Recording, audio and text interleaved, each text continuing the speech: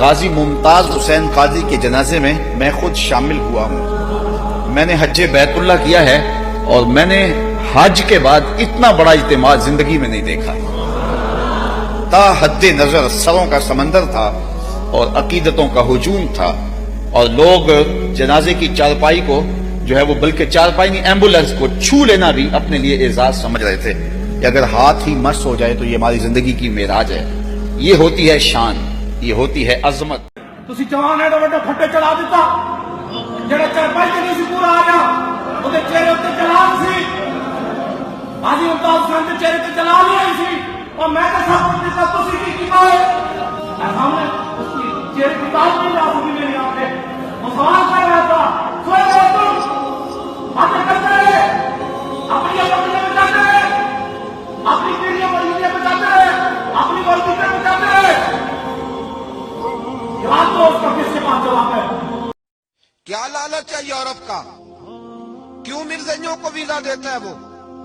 سلمان رشدی نے رسول اللہ صلی اللہ علیہ وسلم کی بے ادبی کی تو اٹھا کے لے گئے۔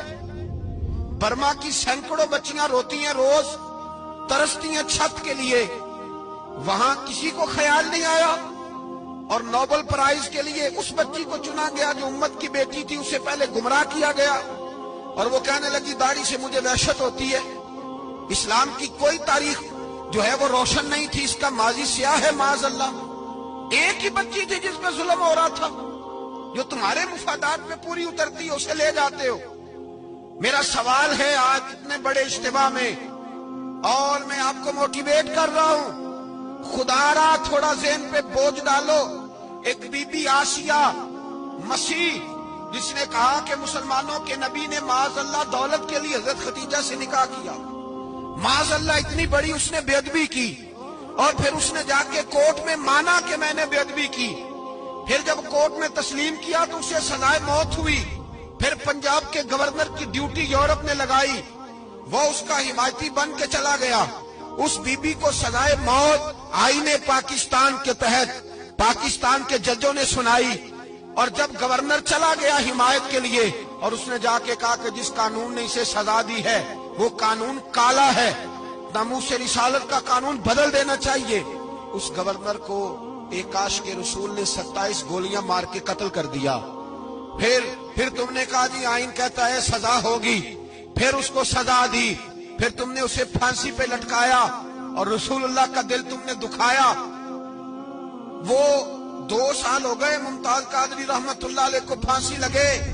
کبھی پوچھو اپنے ان این اے اور این پی اے سے، کبھی ظالموں لٹیروں سے پوچھو کہ وہ جس آسیہ کے لیے یہ سارا رٹا لگایا گیا تھا وہ آسیہ کدھر ہے؟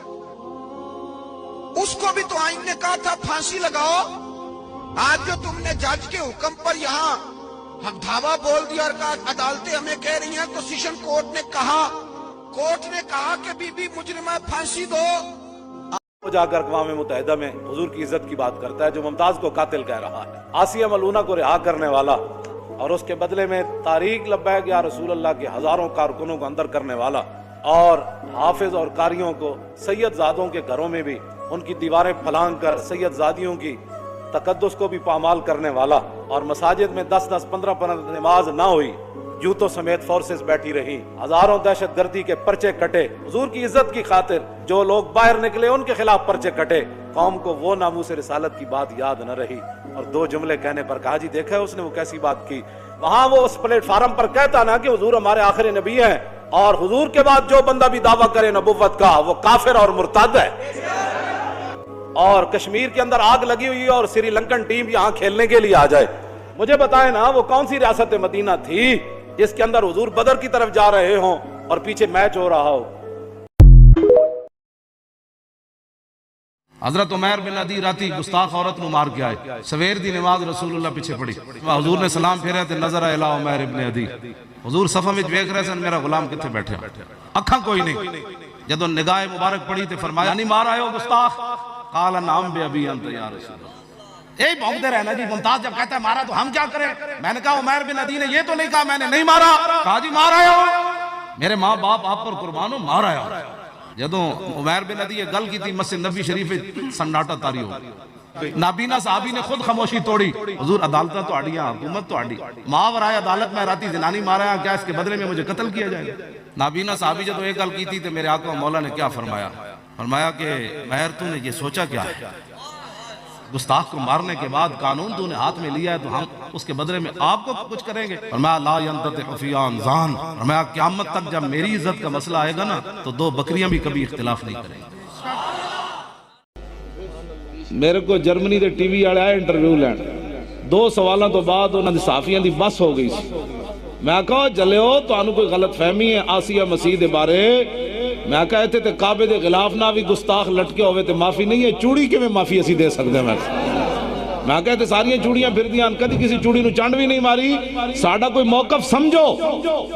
میں جرمنی دے کیا نا جو ٹی وی ایسن ساری ٹیم وہ چلانا ہے انہوں نے, میں انہوں نے پہلے شرط لائی بھئی چلاؤ تو پھر میں دینا ہے. ہاں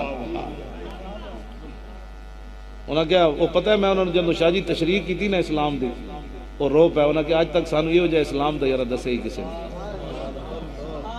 میں آقا فتح مکہ والے دن کتی سوئی پئی سی, جدو رسول اللہ قریب تو گزرے تو ایک صحابی نو کھڑا کر دیتا, فرمایا میرے 10,000 غلامہ نے تو گزرنا ہے, اے نو ہوئے دے بچے پیروں تھلے آ جائیں.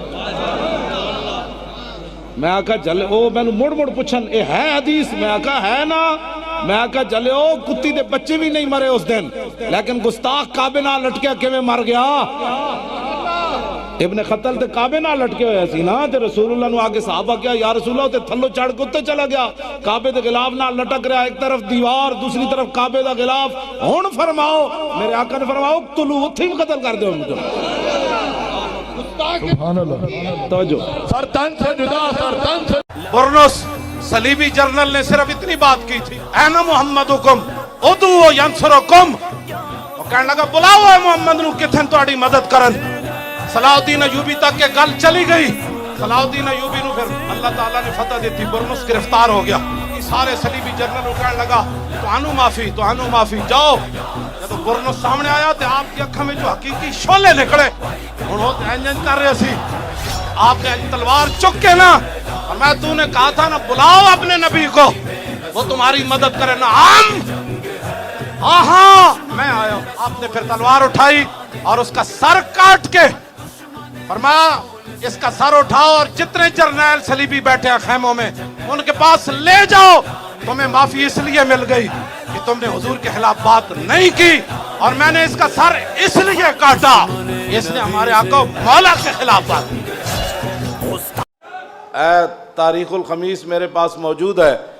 طلحہ اسدی اس نے نبوت کا دعویٰ کیا جب خالد بن ولید کو صدیق اکبر نے اس کی سرکوبی کے لیے بھیجا تو آپ نے ان سب کو قتل کرنے کے بعد کچھ لوگوں کو فرمایا آگ جلاؤ, میں نے ان کو جلانا ہے اس میں.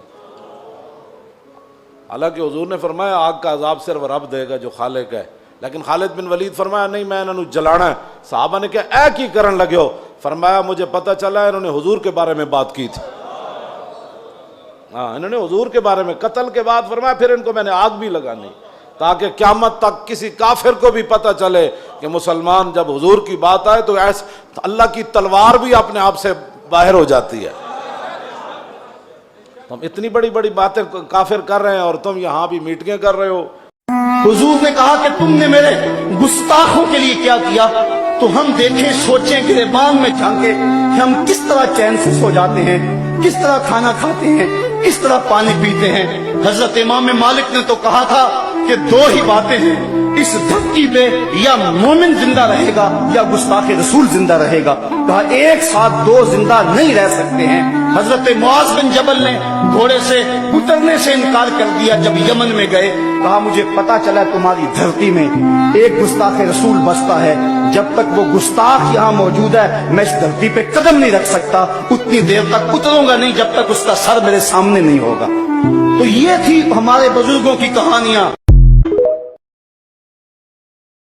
تو میرے دین دا کی کیتا جی رسول اللہ نے پوچھ لیا حوض کوثر تے او جدو میری گستاخ پاکستان جو جا رہی سی او 22 کروڑ عاشق کتنے سن اس ٹائم. کفر یار ایک گو تھپن والی چوڑی اودے نال پورا کفر کھڑا ہو گیا, انہیں حضور دی گستاخی کیتی. تسی حضور دی عزت واسطے کھڑے نہ ہو سکے. اے دا جواب دیو مینوں تسی سارے. اسی تے جیلن چلے گئے سی, تسی باہر کی کردے پیسے؟ ساڑے کو تو پوچھا تو اسی تو حضور جیلن بیٹھے. ਇਹਨਾਂ ਕੋ ਪੁੱਛੋ ਬਾਹਰ ਜਿਹੜੇ ਆਸ਼ਕਾਂ ਨੇ Mustafa that Asya will be leaving very soon.